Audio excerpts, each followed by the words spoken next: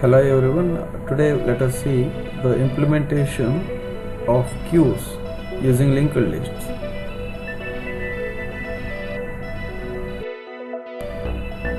Let us see the basic definition here.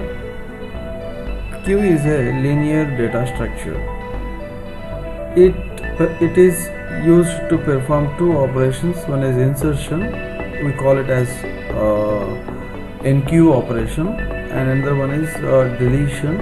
Okay, we call it as dequeue operation.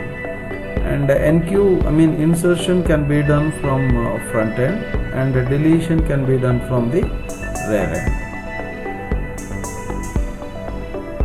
Queue follows first in first out principle, which means the element which inserted into the queue first will be deleted first. Well,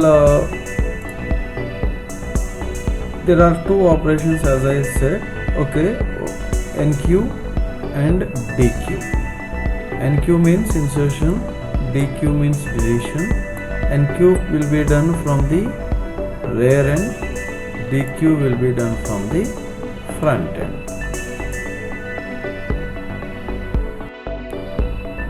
Let us see this program.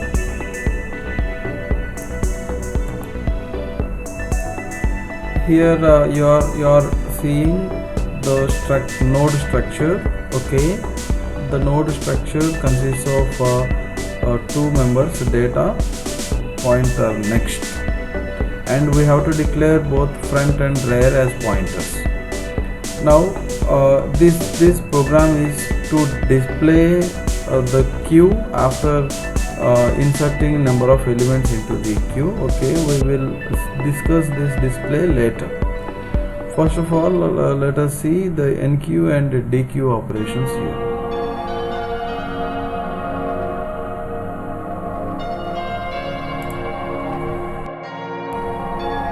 So we are performing enqueue operation like this. First of all, you have to declare a new node. Okay, because whenever you want to insert a new element, you have to create a new node and put value in that. Similarly, to read element value from the keyboard, let us declare ELE as an integer variable. Okay, there are two cases in the enqueue operation. The first case is if the queue is empty, okay, then you have to create the first node. The second case is from the second node you are creating number of nodes and inserting them into the queue. Okay, so for the first node, what happens, there is front and rear values are initially null, so we will verify whether front and rear are null or not. If they are null, you can understand that you are inserting a first node. When you are inserting a first node, you have to allocate memory for the front directly. When you allocate memory for the front, some node will be created. Then you read an element using scanf statement. Here you input an element ELE value and assign that ELE value to the data portion of the new node created, front node created, and only one node exists, so front next must be null. And now a single node is created, and that is the front, and that must be the rear also, because only one node exists, so front and rear are the same node. So that is why we write rear is equal to front. Right, let us see the second case, that when already some nodes exist. When already some nodes exist, definitely front is equal to null, rear is equal to null condition will get failed. So we will come to the else block. Now we will create a new node. And we will input a value into ELE variable using scanf statement, and that ELE value will be assigned to new node data, data portion of that new node, and we will make new node next as null, because that is the last node you are inserting in a queue, and you are assigning new node to the rear next, meaning that you are adding this new node to the rear portion, I mean at the end of the queue. Okay, after the rear you are adding this new node, that is why you made rear next is equal to new node. Later what you are doing, you are making the very new node as the rear, because the latest node you have inserted is it will be the rear furtherly. Okay, so that is why you are writing rear is equal to new node. Now let us see this part is for creating a first node, and here let us see how a first node can be created. So here I am allocating memory to front using malloc function in the previous code. Later what I have done, I read a value into ELE variable, and that value will be assigned to front data. So data portion is filled with this value. Later what I have done is, this is only the node existing, so front next is equal to null. Then front next will be the null. Later what happens? The front and rear point to the same node because only one node exists. This is for the case of first node. Okay, fine. What if I am adding a new node, okay, to already existing queue? Okay, means it is not the first node. Then what is happening? See this here, front and rear are pointing to a node 10 here, and a new node is created. After creating a new node, you have to insert a value to that new node by reading that value into ELE and assigning that to new node data. And now new node next is equal to null. What happened now? Now I have to link this new node to the previous rear.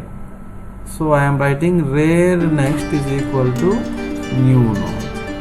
Then this rear next holds the address of the new node. What will happen next? Now I have to make this latest node as the rear. So I will make the latest node as the rear. So this is what happening. Let us see this one more. Let us do this. Insert a new node into the existing queue one more time. Perform enqueue operation one more time. So these two nodes are already existing. I am creating a new node, right? Now what will I do first? I will take a value into ELE and put that in the data portion of the new node.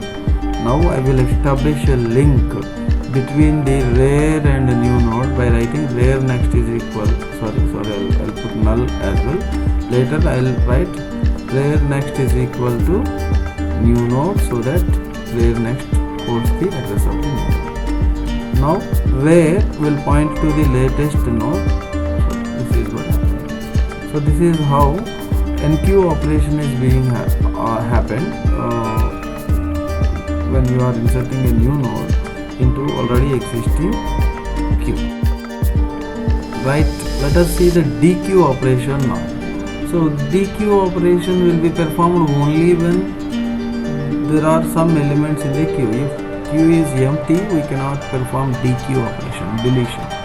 So we will check whether front is equal to null or not. If front is equal to null, we will not do dequeue. If front is not equals to null only, means in else case I will perform the dequeue operation. So if front is equal to null, I will display queue is empty and I will return back to the function. Otherwise, in the else block you can see I am doing these three steps to delete an element from the queue or perform dequeue operation.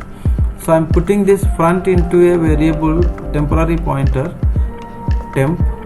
Okay, why I am putting front into temp? Because I am going to delete the elements from the front side, so I will delete the front side. So once front is deleted, okay, the memory allocated to front remains there. Okay, that memory allocation has to be cleared, I mean deallocate the memory. We have to deallocate the memory. For that purpose I am putting the reference to that memory location in temp points there. Now we are displaying the value to be deleted. Later what will I do? I will do this, front is equal to front next, simple thing. Okay, when I write front is equal to front next, front will point to the next element in the queue, means the previous element in the queue will go out. Okay, later I will free the memory allocated to the previous front.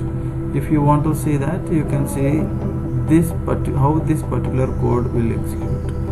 See here, so this is the list already existing and I want to delete the front, so I am putting the reference of front in temp, so both temp and front are pointing to the same node. Now I will make front is equal to front next.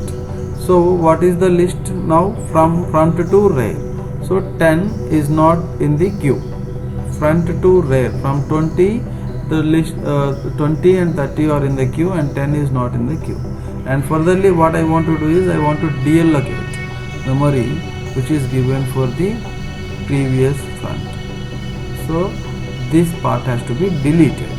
So to do it I am writing free of temp, then this memory will be deleted.